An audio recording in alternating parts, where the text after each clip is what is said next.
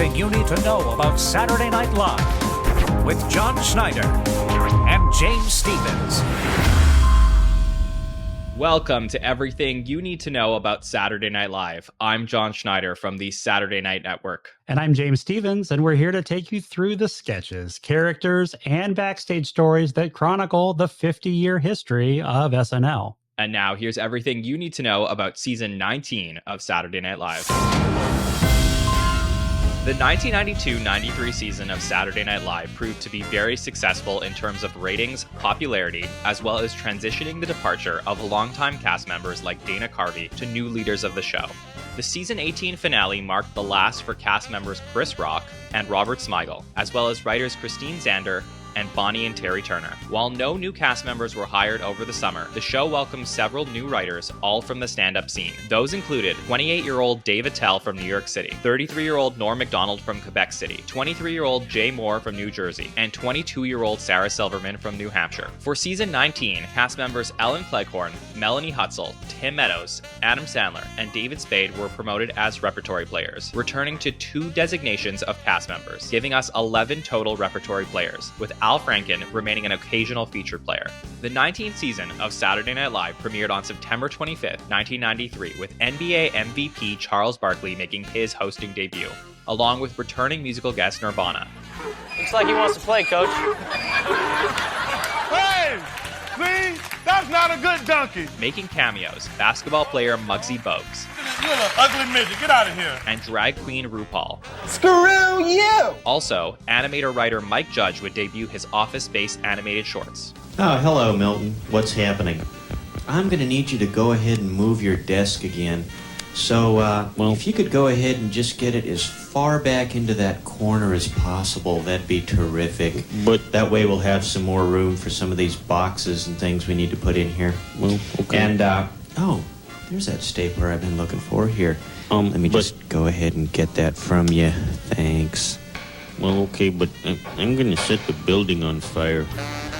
What did you say to me? I swear to God, I'll kill you. Beverly Hills 90210 star Shannen Doherty would host next, replacing originally scheduled host Robert De Niro.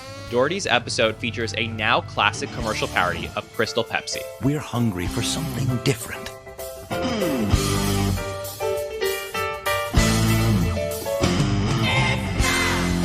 Crystal gravy. You've never seen a gravy like this. We also see SNL's first ever parody of reality television with The Real World. Hey, Tammy, where's the broom? What? Like I know where the broom is just because I'm black?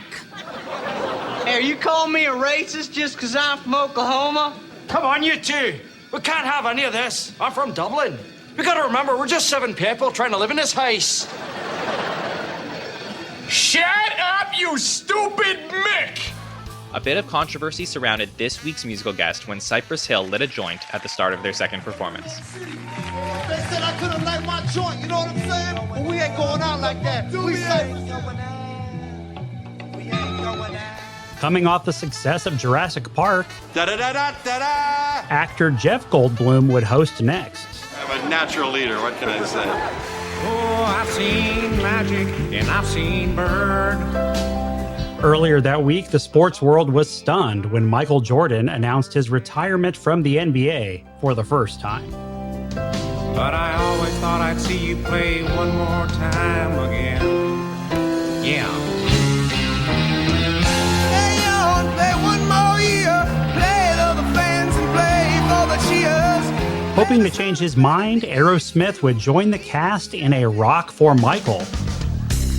Oh, yippee-oh, yippee-yay, keep Jordan in the motherfucking house. Everybody's playing, everybody's staying, baby. Michael, don't forget about your endorsement money. Michael, sleep on it. Michael, baby, won't you sleep on it? Won't you sleep on it? Give us an answer in the morning. Goldblum's episode would mark the first credited show for Norm Macdonald and Jay Moore as featured players. Norm would appear in the first of many question and answer monologues throughout the season. Yeah, I read that some of the dinosaurs in that movie were fake. Is that true? Yes, fake. fake. They were fake. Along with Jurassic Park co-star Laura Dern. Do you remember when we were in the Jeep and the T-Rex attacked us? God, weren't you scared it was going to eat us? Yes, I was very scared. And would offer Norm's first commentary on Weekend Update. For me, the scariest thing about going to prison is, it's the anal rape. And it's always kind of puzzled me that they never seem to, touch on that during the sentencing. It's the worst part of the whole deal, and the judge doesn't even mention it. And Jay Moore would debut his Christopher Walken impression. If you would like to be my psychic friend, call this number now.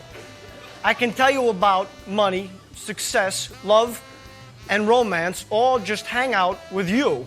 Next, John Malkovich comes to host for the second time, an episode that would have former cast member Jan Hooks make her first appearance of the season. Hello, boys. Appearing in a Of Mice and Men parody. Oh, yeah. Pretty. And reprising her Hillary Clinton. Up till now, we've always told the American people the truth. That's how we run our marriage, and that's how we run the country. And musical guest Billy Joel would appear for the fourth time, performing songs from his new album, River of Dreams. In the middle of the night, I go walking in my sleep, through the jungle of doubt, to a river so deep. The Halloween show has Christian Slater returning to host for the second time, providing an opportunity for Christian to trick-or-treat around the studio. Trick or treat! I don't really have anything, Christian. Oh, come on, man. It's Halloween. Trick or treat. How about some Tic Tacs? That's cool. Perfect. Hey, Lauren, trick or treat. Enough, okay? This is childish and unprofessional, okay? We've got a show to do. It's not the way we work here, okay? Hey, Lauren, trick or treat. The episode brings the reprise of Matt Foley. Oh, my God!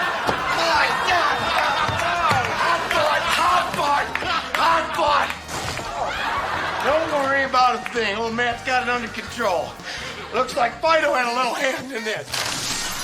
As well as more Halloween costume ideas from Adam Sandler. I'm Crazy Teabag Mouth.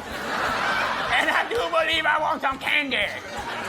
Look at my mouth. There's a damn teabag blowing out of it.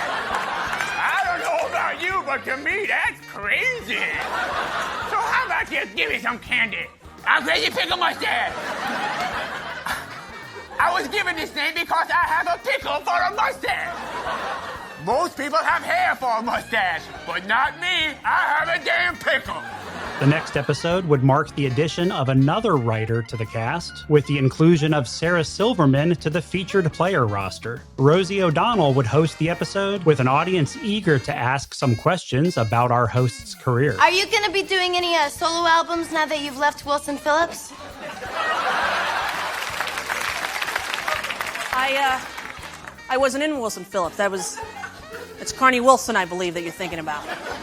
Do you miss those girls from Facts of Life? That's Mindy Cohen, actually. I think you're thinking of. She played Natalie.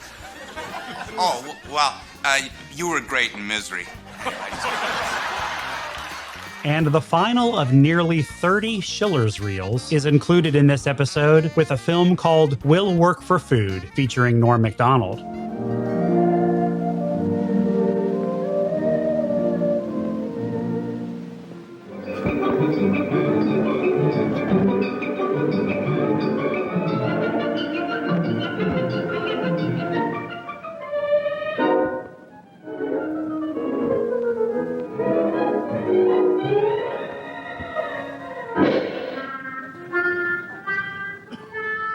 The Thanksgiving show would bring actress Nicole Kidman to serve as host. Dana Carvey returns. With me as always is Garth. Reuniting with Mike Myers in a Wayne's World cold open in anticipation of Wayne's World 2. I'm the leprechaun. Harvey's return calls for a reprise of his Ross Perot impression. Can I finish? Can I finish? Can I finish? Can I finish? A big episode for Mike Myers. The show includes the debut of Mike's hyper-hypo, Philip. How come you don't wear a harness? My mom doesn't believe in it. She thinks it's cruel. My mom thinks it's very necessary. I'm hypoglycemic and hyperactive. I'm a hypo. As well as the final appearance of Dieter for Myers as a cast member. Join us, won't you, as we play? Das ist Brought to you by German Ego Waffles. German Ego Waffles. You will Lego my ego. Now. What time is it? December begins with 70-year-old Charlton Heston returning to host. Where is everybody? Hello. Help. Anybody here? The show kicks off with an ambitious running gag, where it is revealed that Heston is transported back to the planet of the apes. Oh my God! Not again! No! Somebody! There's apes everywhere! Thank God they've taken over the control room! Damn you, what the hell? You cut out his brain! Chris, what about you? Talk to me. Are you okay? Oh my God, you cut his brain out too. No, Mr. Heston, Chris is fine. He's always like this. 10 Commandments was awesome. My God, the audience is apes too. The runner would carry over into a complete alteration of the opening montage. Starring Zero, Dr. Zayas, Cole, with Jeannie Smith on the Saturday Night Live Band, and your host, captured slave Charlton Heston. And into the monologue. Is Lorne here? Just, there you are. Just play along. The apes are a great audience. The episode also includes the debut of Adam Sandler's Herlihy Boy. Let me move in with you, please. When you come back home, don't make me leave. Please, let me move in with you. I'll push all my things into the corner. That'll be my little area. Please? For the love of God, let the boy move in with you. Santa won't be coming by my house this year. The Christmas episode opens with a song from Adam Sandler. And I pierced my ear. Oh, Mama made it perfectly clear. Santa don't like bad boys. Especially Jewish ones. Mrs. Doubtfire's Sally Field would host the episode. Dear sweet Jesus, hear me. Turn your countenance toward Blair and Daryl as he starts the car, and then he drives out on the street.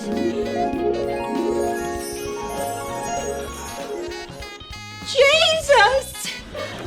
Yes, Tina. I am he, your savior. Oh, glory be to you in the highest. I pray to you all the time. I know. That's why I've come to talk to you. The show would round out 1993 with SNL-style holiday cheer. Matt woke up and realized with a chill and a quiver that he was living in a van down by the river. 1994 would begin with the New York mayoral inauguration of Rudolph Giuliani. Today, New York looks to the future. With son Andrew. Everyone wants to come to New York. Our artistic, theatrical, fashion, and cultural institutions are the best in the world. My dad's mayor. I look forward to a better, a braver, a brighter city so that one day... The new year would bring actor Jason Patric to host, with musical guest Blind Melon. Patric's episode features an interesting conceptual monologue where Patric admits that he does not want to be hosting and that SNL has gone downhill. I'm not a comedian. I don't do comedy. Matter of fact, I don't really like the show. I mean, let's face it, it's not what it used to be.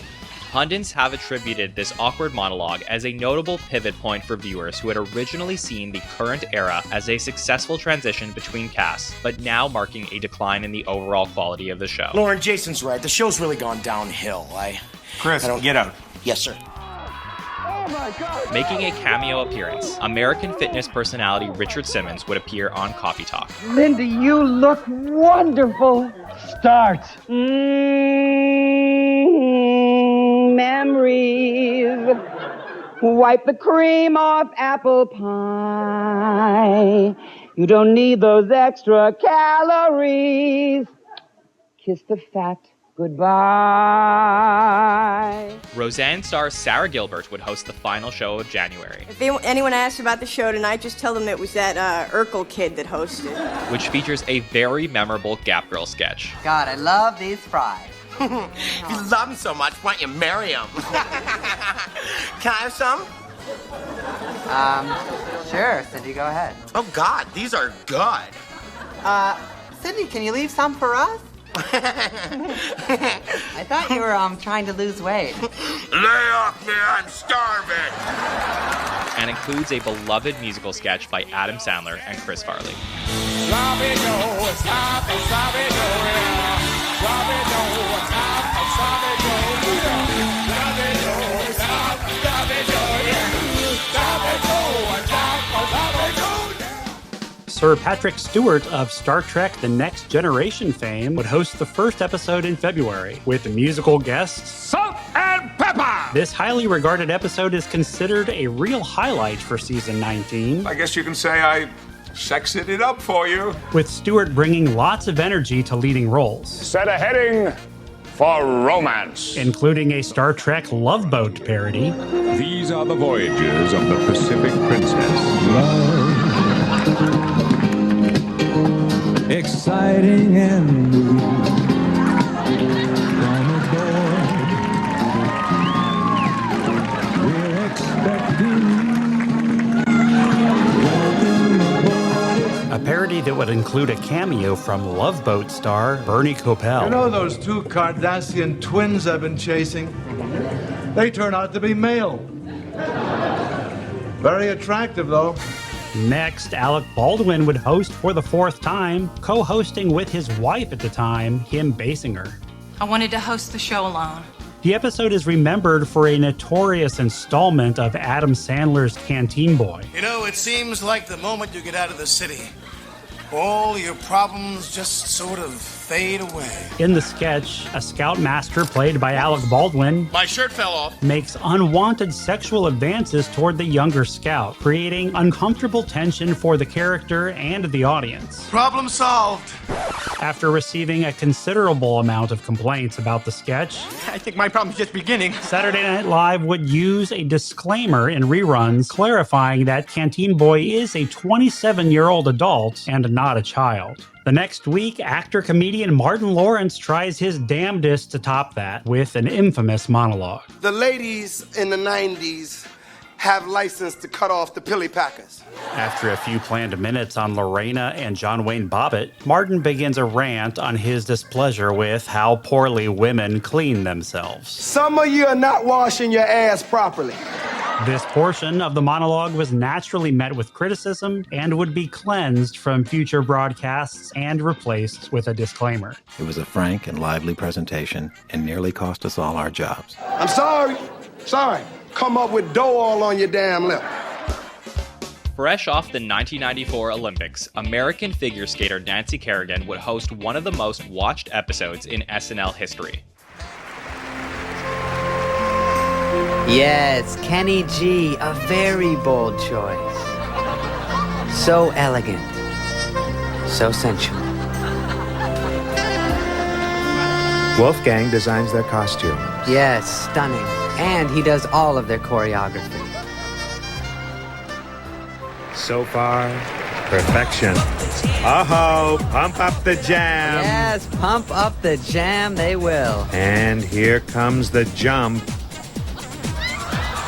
Yes, she landed that beautifully. So far, a flawless, gorgeous routine. Scott, I couldn't agree with you. Oh. Spoke too soon. That'll be a 0.2 deduction at least. Yes, the judges are sure to notice that.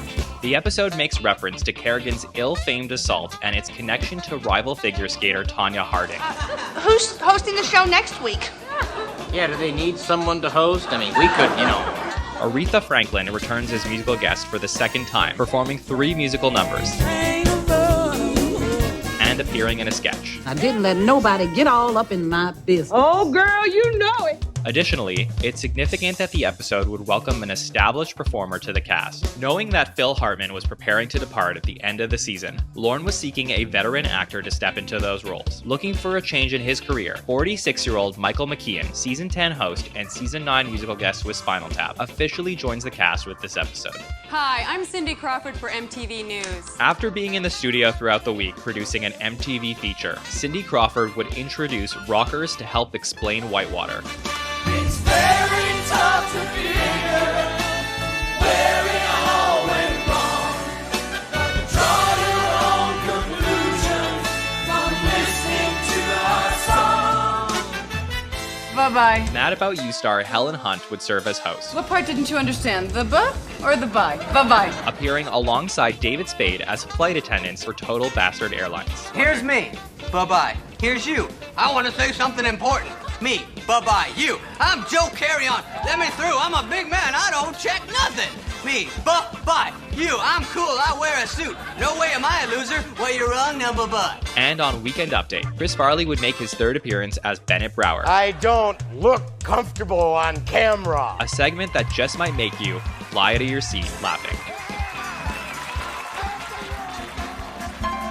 I am a man, but what am I? Star of Frasier, Kelsey Grammer would finally get his chance to host. Oh, shut up and get me the cat's ass. The episode would see the return of Jan Hooks, back for the first time since October, playing Hillary Clinton. Every issue is jam-packed with my Hillary Rodham Clinton investment tips, like don't invest in land. Emilio Estevez, son of Season 5 host Martin Sheen, would host the final episode in April. I used to be a member of the Brat Pack. During the Goodnights, musical guest Pearl Jam's Eddie Vedder is seen pointing to a K on his shirt in honor of Nirvana frontman Kurt Cobain, who had died earlier that month. Howdy, fellas, come on in. The annual John Goodman show would mark Goodman's entry into the Five Timers Club, the 8th host to enter the club. A parody of Cops would take us to the streets of Little Rock, Arkansas. Right now, we got a domestic disturbance call. Governor Clinton, we got some complaints about a domestic disturbance. There's nothing wrong, beat it. Mrs. Clinton, we know you're in there. Jan Hooks would make another special guest appearance, though the sketch would mark the final time Phil Hartman and Jan Hooks would play Bill and Hillary Clinton. Now, you want to press charges for assault? That's okay. And would end up being Jan's last appearance in a canonical episode of Saturday Night Live. She's going to keep on doing this. And one of these days, sir, she's going to kill you. But she loves me. The season finale would be hosted by actress Heather Locklear. Melanie, you were just fantastic in rehearsal today. Really? Oh, that means a lot to me. A soap opera style monologue results in a Jay Leno cameo. Oh, not here? You idiot! How dare you? I thought I told you never to talk to me in public. Someone could have seen us. Yeah, I'm sorry, but I thought you might want to see these. Well, I don't get it. What are these? Funny headlines from newspapers from all over the country. And a memorable final sketch would bring each cast member's notable recurring character front and center, closing the season by saying, So long, farewell, auf Wiedersehen, good night. Rob Schneider and Julia Sweeney, both set to depart after this episode, would reference the season's recent criticisms. We skipped this year, and that's why it was bad. And in a poignant moment, the song ends with none other than Phil Hartman sharing the stage with Matt Foley, ending his historic 8-year tenure by saying, You know, I can't imagine a more dignified way to end my 8 years on this program. After a season that most pundits felt was inconsistent, No Bill Murray, but a great cast, good character development, a lot of laughs, can't go wrong. we reached the end of the road for cast members Sarah Silverman after 1 season at the show, Melanie Hutzel after 3 seasons, Rob Schneider and Julia Sweeney after 4 seasons, and of course, after 8 seasons, Phil Hartman. Phil's tenure is one of the most remarkable to date, as his unmatched range led him to roles in almost 1,000 sketches through 8 years as an SNL cast member. Often referred to as the glue, Phil's departure would be felt by many, including critics and the network. Phil Hartman's exit from SNL would add to a series of monumental changes facing NBC's late-night programming, including the retirement of Johnny Carson in 1992, David Letterman's departure from the network the year prior, and his CBS show's rating supremacy to Jay Leno's. It has been reported that NBC executives were displeased with trends in the ratings of late-night programming. They're going click. And were demanding changes be made over the summer. With SNL's 20th anniversary on the horizon, network recommendations included the firing of head writer Jim Downey and removing Kevin Nealon from the update desk. For now, only the latter would be implemented, with Nealon being let go from his position as Weekend Update anchor, though would remain the show's most senior cast member. Over the summer, Lorne would look to retool the cast, replacing his departures with some experienced performers, in the hopes that season 20 will be a special one. Ultimately, not everything goes to plan. If you are enjoying this series, don't forget to like and subscribe. That way you'll never miss an episode. And follow us on social media to see our coverage of all seasons of Saturday Night Live. Saturday Night Live Season 19 is available now on Peacock. For all of us here at the Saturday Night Network, I'm John Schneider. And I'm James Stevens, and that's news to us.